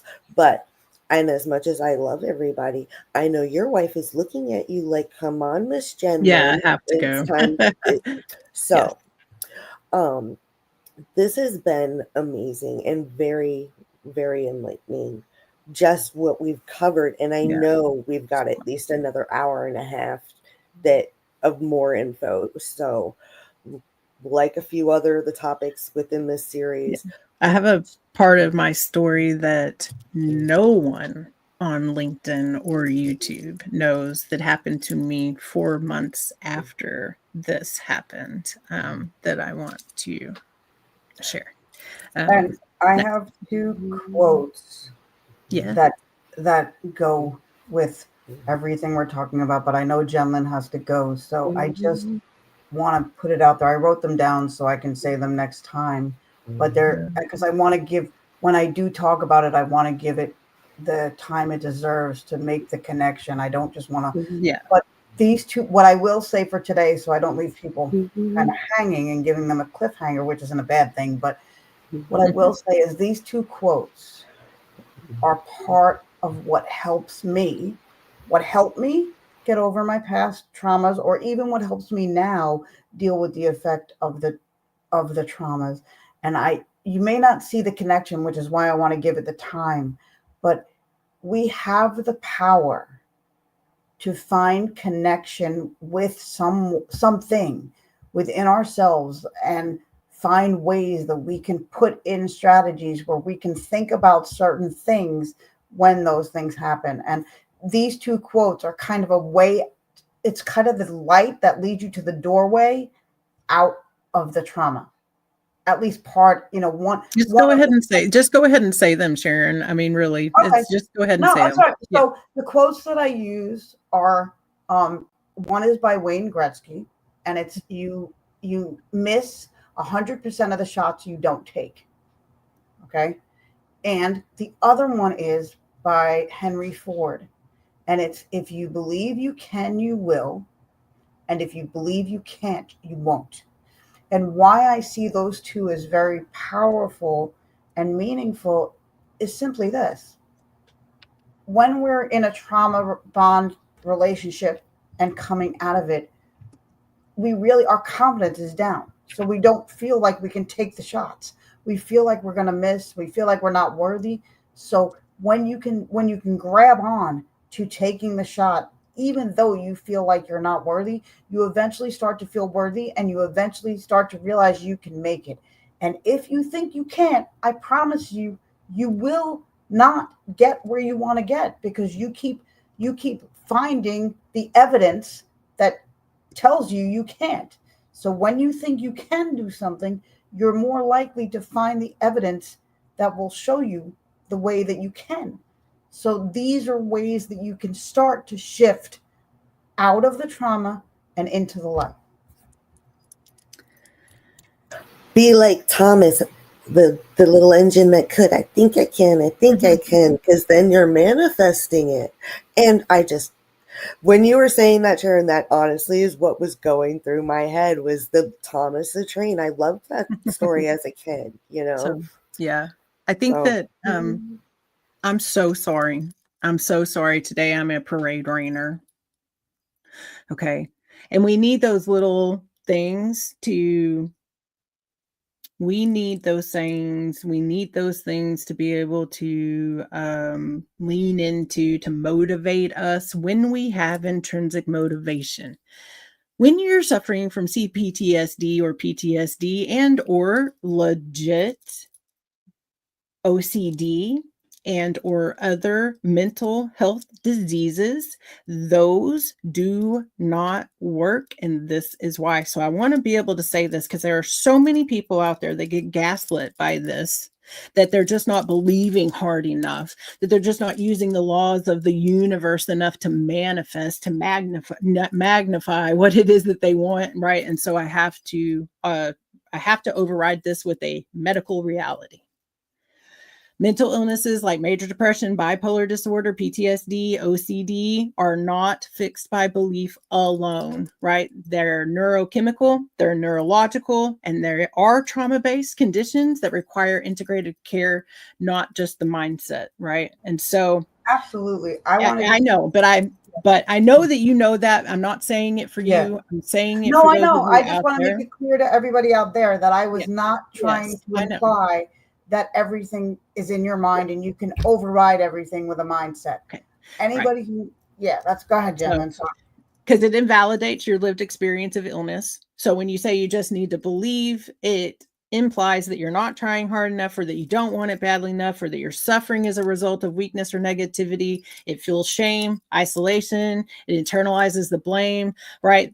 It ignores access to trauma and systemic harm. So there's intergenerational trauma, there's structural oppression, there's lack of diagnoses, there's resources or care, there's nervous system dysregulation. So belief helps, but it's not the whole story. Your healing is not measured by how fast you move, but how gently you return to yourself. And so if you are one of these people, you are seen and you are heard. And yes, also by Sharon, also by Crystal, by all of us. But these are the narratives that it is so important to have these conversations to rewrite, because we are the ones that have to rewrite them. We are the ones that have to support one another. We are the ones that have to call each other out. We are the ones that have to say the hard truths. Like, we are the ones that create the systems that it is that we live with and that we function under, and all of those things. And so it's all a dismantling of toxic optimism, toxic positivity.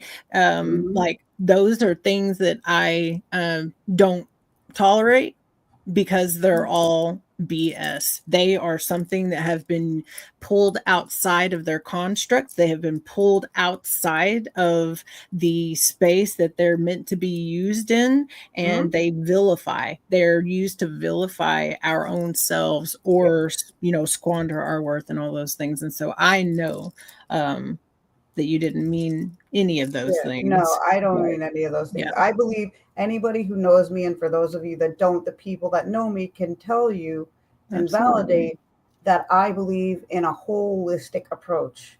I believe in the use of the power of the mind, because our mind is very powerful, and we can rewire. If it's helping. Yes, we can but what I was about to say is we can rewire what's going on. Most people can. Most people can, but if you can't, that's you can be helped. What I'm saying is together. Anybody who knows me knows that I believe in medicine and alternative ways. And for me, and I say this, and other people have another view, and that's fine, but you can marry the two. Like I would not, I'll use myself as an example. I would not be a functioning human being if I didn't swallow at least 10 pills a day. 10 pills a day help keep my body moving. I've had people say, go off your meds. You can do it all through the mind and through holistic. And I call out bullshit, because I had times where my doctors took me off everything, and all they did was make the problems worse. Yes. Right. So it has to be for most people, it has to be a combination. Yes. And you are never, I'm going to say this loud and proud and clear. You are never at fault for trauma experiences that have happened to you. All of us have a percentage within, of culpability, but it's never about you. There's somebody else or multiple people involved. And if you're out there experiencing this, please know that you don't have to do it alone. And if you're 20 years out from your trauma or 100 years out from your trauma, it can come back like that because it stays with you. So please, our life is reach out. That's the thing about big trauma or little trauma. And I know we'll talk about that later, but the body doesn't know a difference. Right. It's about the chemical response that happens in your body and in your brain. And that's it. So when you couldn't read in second grade, when you were called on and you got laughed at and you went home crying, that is just that, right. So there's this is the area where I laugh so loud, but you brought me back to second grade. When I was sitting at my desk going, please don't call me. Please don't call me. I actually had to go into a special group to learn. I love you. Thank you so much for being here. Yes. Okay. Bye, JenLyn. Good luck with your doctor's appointment. Let me know about next week as well. I love you. I love you too. Thank you both so much. Thank you, everyone, for being present. Thank you. Okay. Well, we can finish talking for a moment before I say my goodbyes and give them a little teaser of what you and I are going to be talking about. Sure. One of the things that I kind of referenced it a little bit earlier, but there's a lot of trauma bonding that happens around people and their caregivers, whether it's somebody who's disabled or somebody who's a senior. Caregiver trauma bond is a real thing, and caregiver trauma bond, even when it's a family member, is a real thing, and sometimes that could be an even deeper trauma bond. And again, I just want to say that no matter what trauma bond we're dealing with, whether it's, caregiver trauma bond or spousal trauma bond or friendship trauma bond, there is no one formula to handling and overcoming the trauma. No. How you handle the trauma or how you overcome the trauma and what techniques are going to work for you is as individual Yeah. as we are. So, It really is mix and match. I mean, there yeah, are certain parts of my trauma that certain coping mechanisms work for, and and others that they don't. that's what I wanted to say Yeah. is that, look, I don't believe that if I worked with many therapists and many coaches that said, if you just say positive affirmations, you'll feel better. I don't believe that at Yeah. all. I believe that, can it help Yeah. sometimes and some people? Yes, but even when it works sometimes, it's not going to work all of the time. And I just really need to say again that by no means was I saying when I said those quotes that if you just live by those quotes, Yeah.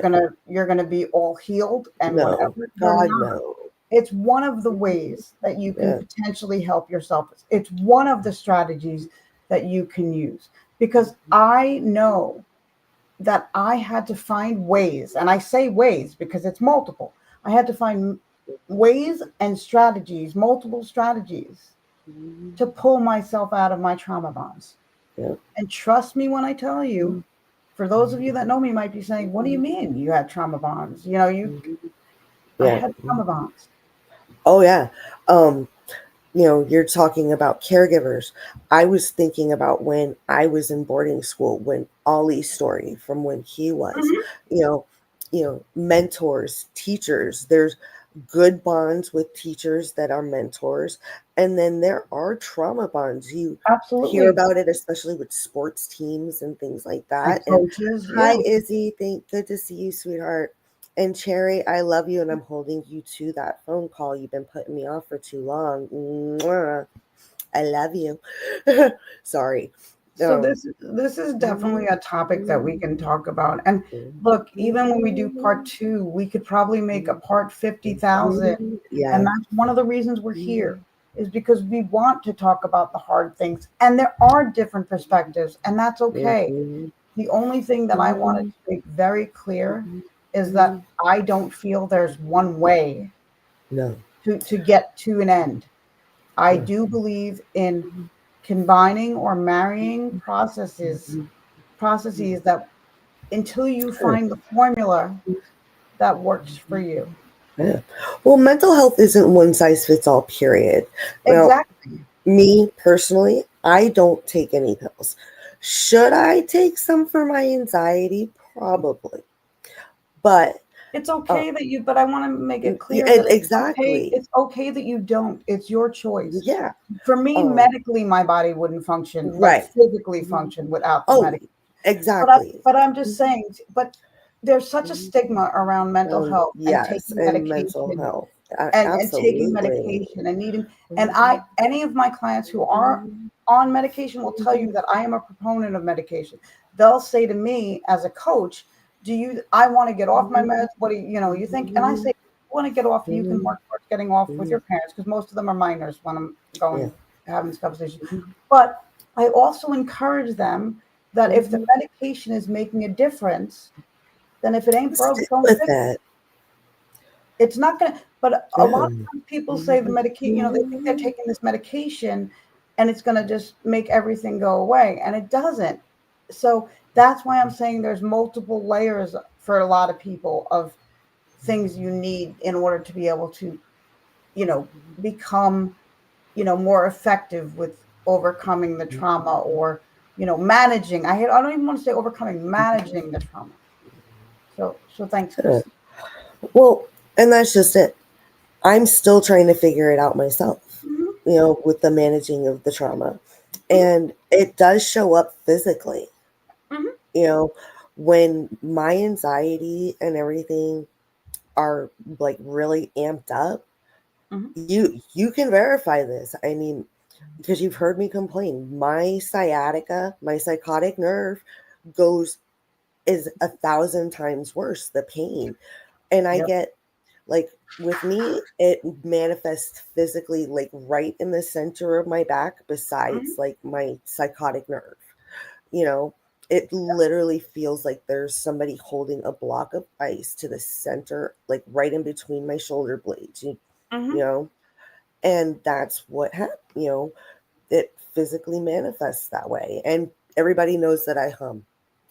my body just has started just doing that now. Like And for I've got you, it's an almost that's an automatic thing because it's a release. It's a way that your body has mhm, learned to mhm, release your anxiety. And it when you become aware that you're humming, it also makes you aware mhm. that your anxiety is at a level that needs to be, paid attention to and managed. Yeah. So yeah. So I think this So has been a great conversation, and I want to thank everybody who has joined us. yes. Um, Absolutely. Sure. I truly appreciate everybody and that has come and joined us live now, and for everybody that is in team replay. We are doing, like I said, a part 2 and continuing the trauma bond discussion within Can I add something to that, Crystal? sure. I would like, Mhm. if it's okay with you, Crystal, I'd like to offer if Mhm. people have questions that they want to ask, maybe either, if they're comfortable putting their question in the comments, put the I question in the I comments of was the getting event. there. Mhm. Oh, okay. I'll let you get there No, then. no worries.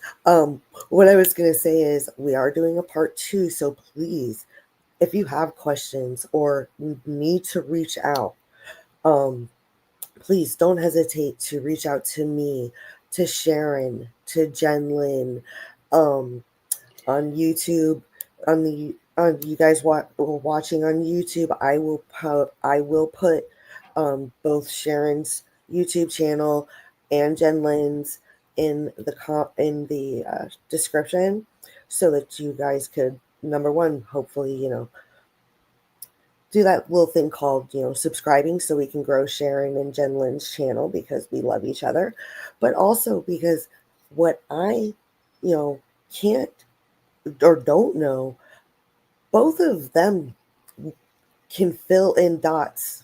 We all kind of fit together and Well, everybody have can fill in different, other yeah, people's dots. We don't. There's hmm no human being that knows yeah, everything. So, exactly. God, I would not want to meet that and person. I wouldn't want to meet that person even if they weren't, because my brain would explode. Yeah, that's what I'm saying. Yeah. But it's like, I know this is why the three of us work well together. Um, And Izzy, please reach out if you need to talk, honey. Sending you threes. Yeah. We love you. Yeah. For those of you that are listening on LinkedIn, Izzy Pop is a very dear friend of mine. She actually did my banner that I have on both my LinkedIn and my YouTube channel. She's an amazing graphic artist that and such. So, but it's just, these conversations are so important. And I mean, Sharon, I go to Sharon all the time when I'm stressed. She comes to me, and I mean, we help, we celebrate each other's wins.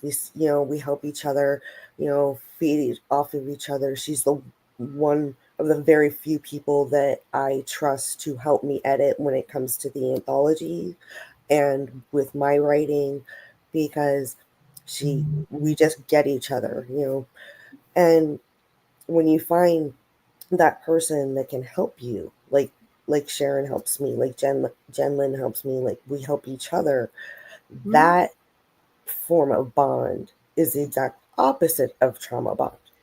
Yes, you are bonding over shared But traumas in a you're sense, bonding over healthy over eh, healthy ways of healthy ways. healing, So and yeah. not, you know Yeah. so I'm hungry. I'm pretty I sure was gonna say you, I have to go because I have to yes. head to another Mhm. meeting in a few minutes. But But I do wanna say thank you for having me today, Crystal. always, you know that. Thank you, Jen Lynn, for being part of this as well and sharing your experiences. And thank Mhm. you to everybody who's watching live on both LinkedIn and YouTube. And thank you to Yes. Team Replay. And Mhm. if you're not comfortable reaching out to anybody in particular, I just want to go ahead and mention that in England and in the US, you can call 988 for mental health support, confidential mental health support. It's a 24-hour hotline. Mhm. And in Canada, I believe the number is 999. I've heard Aaron Gibson say it many times Mhm. now. So just do, you can reach out to any of us, but you can also have those Yeah. hotline numbers. And I always recommend that people keep those hotline numbers, on the emergency list of numbers where you have the fire department and all Mhm. that stuff. Just Yeah. put that on there. I I actually used to have that list, but I don't have it digitally. I need to actually add that into my ending live. Thank you for reminding me. Hey, Izzy, I got a job for you. I'll pay you if you want to do my exit video. I love you. She does amazing work. I love watching her do it.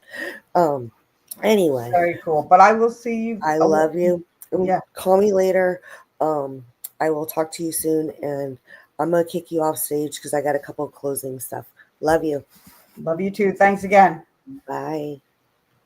All right, guys. So, uh, um, that was part one of the um, first responders and trauma bonds.